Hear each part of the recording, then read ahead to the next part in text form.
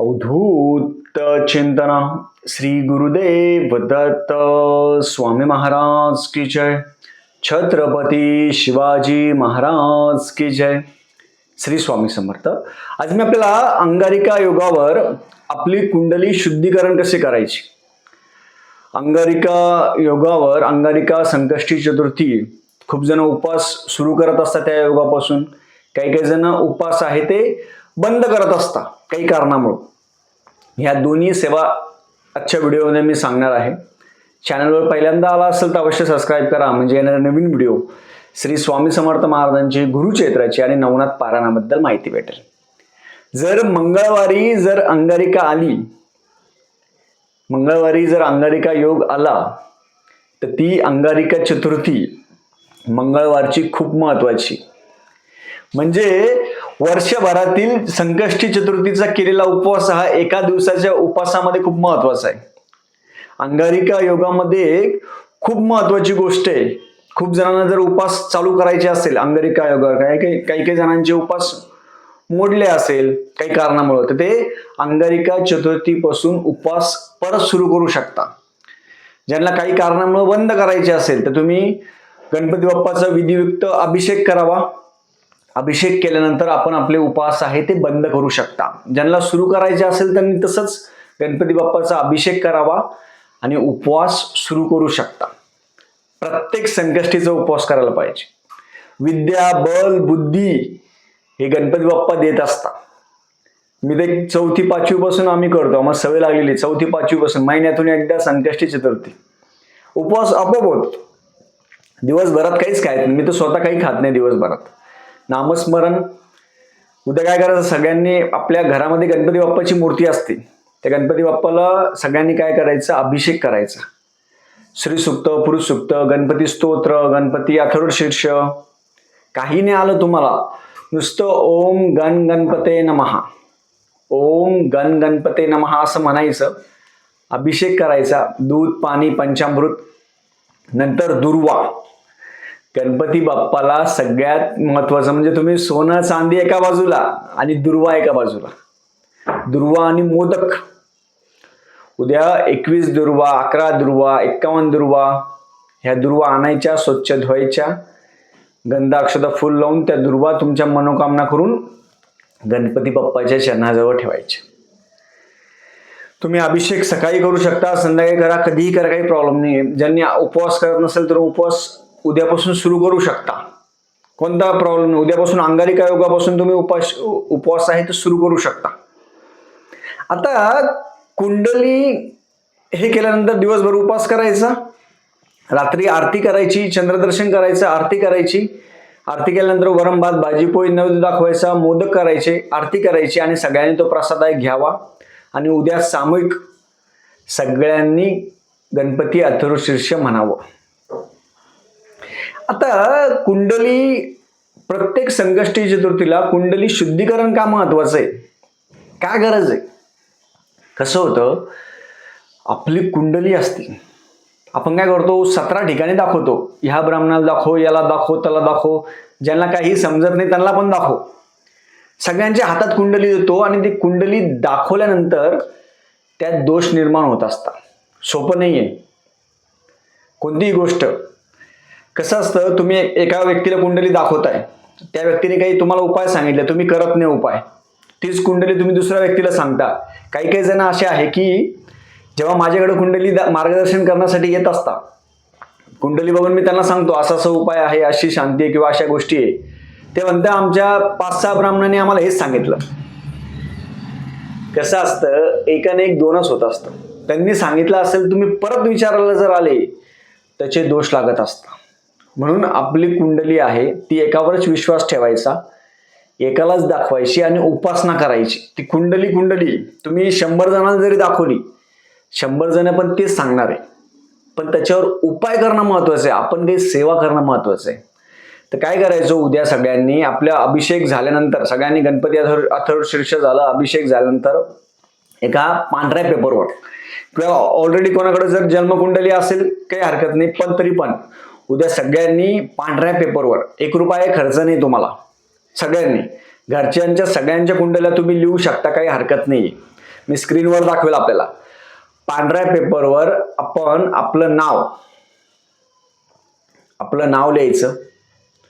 आपलं नाव लिहिल्यानंतर आपला डेट ऑफ बर्थ लिहायचा, जन्मवेळ लिहायची आणि ते लिहिल्यानंतर आपण चौकोनामध्ये जन्मलग्न कुंडली आहे चौकोन काढून आपले जे ग्रह असेल म्हणजे आपले ग्रह कोणते हे आपल्याला समजेल, ते महत्वाचं आहे.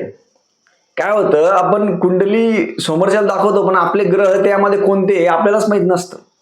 म्हणून आपण आपल्या हाताने काय करायचं, आपण आपल्या हाताने चौकोन काढायचं, लाल पेनाने पांढऱ्या पेपरवर आपले जे ग्रह आहे ते लिहायचे. पहिला फर्स्ट सेकंड थर्ड फोर्थ 12 पर्यंत असे ग्रह नंबर लिहून घ्यायचे. पहिले 12 पर्यंत नंबर लिहायचे, चौकोन काढून 12 पर्यंत नंबर लिहायचे. नंतर त्याच्यामध्ये कुंडलीमध्ये बघून ते ग्रह आहे ते ग्रह लिहायचे. उद्या सगळ्यांनी हे दिवसभरात कधीही करू शकता, काही हरकत नाहीये. आपल्याकडे जन्मलग्न कुंडली असेल ना ती घ्यायची, त्याच्यामध्ये आपलं जन्मलग्न कुंडलीमध्ये जसे ग्रह आहे तसेच पांढऱ्या पेपरवर लाल पेनाने लिहून ठेवायचं. काही जणांनी पहिले अगोदर केला असेल त्यांनी फक्त समोर ठेवा, तुमची मनोकामना म्हणून समोर ठेवा. आता ज्यांनी केलंच नसेल आतापर्यंत त्यांनी परत नवीन करा. त्याच्यावर आपण दुर्वा आहे ते दुर्वा ठेवणार आहे, त्यांना गंधाक्षर फुल लावणार आहे आणि हातामध्ये घेऊन कुंडली हातामध्ये घ्यायची आणि आपण कमीत कमी 3 वेळा किंवा 7 वेळा गणपती अथर्व शीर्ष म्हणायचं. गणपती अथर्व शीर्ष 3 किंवा 7 वेळा आणि 1 वेळा नवग्रह स्तोत्र म्हणायचं. लक्षात घ्या, आपली जन्मकुंडली आहे, प्रत्येकाकडे जन्मकुंडली आहे असं कोणी नाहीये. तुमच्याकडे नसेल, आता ज्यांच्याकडे जन्मलग्न कुंडली नाहीये त्यांनी काय करायचं, तर ऑनलाईन ॲपमध्ये जन्मलग्न कुंडली सगळ्यांची भेटून जाते ऑनलाईन. जर कोणाला नाही भेटली तर त्यांनी काय करायचं, पांढऱ्या पेपरवर लाल पेनाने तुमचं नाव लिहा, डेट ऑफ बर्थ माहीत नसेल ते लिहा, तुमचं नाव लिहून ते जरी गणपती बाप्पाजवळ ठेवून द्या. ज्यांना डेट ऑफ बर्थ माहीत नाही, काही माहीत नाही, फक्त नाव लिहून ठेवून द्या. घरातील सगळ्यांचं करू शकता. ज्यांची ऑलरेडी कुंडली तयार झालेली आहे त्यांनी व्हाईट पेपरवर लाल पेनाने लिहायचं छानपैकी, गणपती अथर्व शीर्ष 3 वेळा किंवा 7 वेळा आणि 1 वेळा नवग्रह स्तोत्र वाचायचं. का बरं, आपली कुंडली आहे, जन्मलग्न कुंडली आहे ती शुद्ध होते. ते झाल्यानंतर काय करायचं, आपण ते जे लिहिलेलं आहे ते गणपती बाप्पा जवळ ठेवायचं. प्रत्येक संकष्टी चतुर्थीला ते ठेवायचं. 3 वेळा गणपती अथर्व शीर्ष, 1 वेळा नवग्रह स्तोत्र म्हणायचं आणि नंतर ती कुंडली तिजोरीमध्ये ठेवून द्यायची. त्याला गंधाक्षर फुल व्हायचं. फक्त कुंडली ठेवली म्हणजे झालं का, नाही. तुम्हाला दिवसभरात 3 वेळा किंवा 7 वेळा गणपती अथर्व शीर्ष वाचायचं आणि रोज गणपती अथर्व शीर्ष तुम्हाला वाचायचंय. रोज 1 वेळा किंवा 3 वेळा आणि नवग्रह स्तोत्र पण रोज 1 वेळा किंवा 3 वेळा. हे रोज जर वाचलं, तुमच्या कुंडलीमध्ये कितीही दोष असले, किती कुंडली खराब असू द्या, मंगळ असेल, शनी असेल, राहू असेल, केतू असेल, सूर्य असेल, गुरु असेल, हे सगळे जे ग्रह आहे ना, नवग्रह स्तोत्र रोज वाचलं ना तुम्ही, सगळे ग्रह शांत होऊन जातात. त्याला सगळ्या ग्रहाला सेवा महत्वाची, उपासना, हे तुम्हाला कोणी सांगतच नाही. फक्त शांती करा, हे करा, ते करा. शांती करून शांत होत नाही, त्याला उपासना महत्वाची. उपासना आपण स्वतः सेवा करायला पाहिजे. गणपती अथर्व शीर्ष रोज म्हणायचा जर आपण प्रयत्न केला तर आपल्या ग्रहावर, काही गणपती बाप्पांची जो व्यक्ती सेवा करतो सगळ्या ग्रहांचा जो त्रास आहे तो होत नाही. मंगळ असेल, शनी असेल, गुरु असेल, राहू असेल, केतू असेल, प्लुटो असेल, हे सगळे ग्रह तुम्ही नवग्रह स्तोत्र जर रोज वाचलं तर कोणत्याही प्रकारचा त्रास होणार नाही. तिजोरीमध्ये नंतर ठेवून द्यायचं. प्रत्येक संकष्टी चतुर्थीचा अभिषेक करायचा पहिले गणपती बाप्पाचा, गंधाक्षर फुल व्हायचं. पूजा झाल्यानंतर ही कुंडली दिवसभर तिथंच ठेवायची गणपती बाप्पाजवळ आणि काम झाल्यानंतर ती परत तिजोरीमध्ये ठेवून द्यायची. आता खूप जण म्हणणार, दादा आमच्याकडे कुंडली नाही, काही नाही, तुमचं नाव लिहून ठेवून द्या पांढऱ्या पेपरवर लाल पेनाने. प्रत्येकाने ही सेवा करावी. घरामध्ये जेवढे जण असेल 5, 6, 10 किती, सगळ्यांच्या कुंडली गणपती बाप्पाजवळ ठेवून द्यायच्या. हे महत्वाचं आहे. ते दिवसभर ठेवायच्या, काही हरकत नाही. आणि साधा आणि सोपी सेवा आहे. याच्यामध्ये काय होईल, तुमची कुंडली शुद्धी होईल आणि जास्त लोकांना आपली कुंडली दाखवायची नाही. आपण जर दुसऱ्याला कुंडली दाखवली, आपण कसं सिबिल चेक करतो बघा, लोन घ्यायचं असेल, सिबिल चेक केलं, सिबिल कमी होतं का जास्त होतं? सिबिल कमी होतं. जेव्हा आपण इन्क्वायरी करतो ना, तसंच आहे कुंडलीचं पण तसंच आहे. तुम्ही 17 ठिकाणी जर कुंडली दाखवली तर तुमची गुणवत्ता किंवा तुमचं पुण्य आहे ते कमी होत असतं, कारण की आपलं पुण्य वापरून समोरचा व्यक्ती कुंडली मार्गदर्शन करत असतो. जसं आपलं सिबिल खराब होतं. सिबिल बघा, तुम्ही 17 ठिकाणी लोन अप्लाय करा, कमी कमी कमी कमी होत असतं. म्हणून एकाच ठिकाणी करायचं. सिबिल जसं डाऊन होऊ द्यायचं नाही. सिबिल जसा महत्वाचा असतो 750, तसाच आपल्या कुंडलीमध्ये आपली कुंडली महत्वाची असते. तुम्ही खूप जण मग हात दाखवणार, हे दाखवणार. तुम्ही हात दाखवले, हे दाखवले, तरी पण आपलं जे पुण्य आहे ते कमी होत असतं. म्हणून गुरुची उपासना, गुरुवर विश्वास, नामस्मरण या गोष्टीकडे जास्त लक्ष द्या. नाही तर याच्यात असं नाही, हे धनलक्ष्मी कुंचन यंत्र या यंत्राच्या नादी लागू नका. हे यंत्र घ्या, ते यंत्र घ्या, असे यंत्र घेतले असते तर सगळे लोक श्रीमंत झाले असते. यंत्र करणारे श्रीमंत झाले असते. म्हणून या यंत्रतंत्राच्या नादी लागू नका. छानपैकी आपण आपली सेवा करावी. गणपती बाप्पाला उद्या लाल फुल व्हावं, दुर्वा असेल दुर्वा व्हाव्या, गणपती अथर्व शीर्ष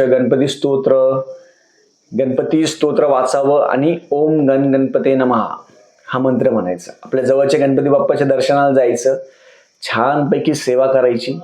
आणि उद्या सगळ्यांनी सेवा अवश्य करावी. पांढऱ्या पेपरवर लाल पेनाने हे प्रत्येकाने लिहावं.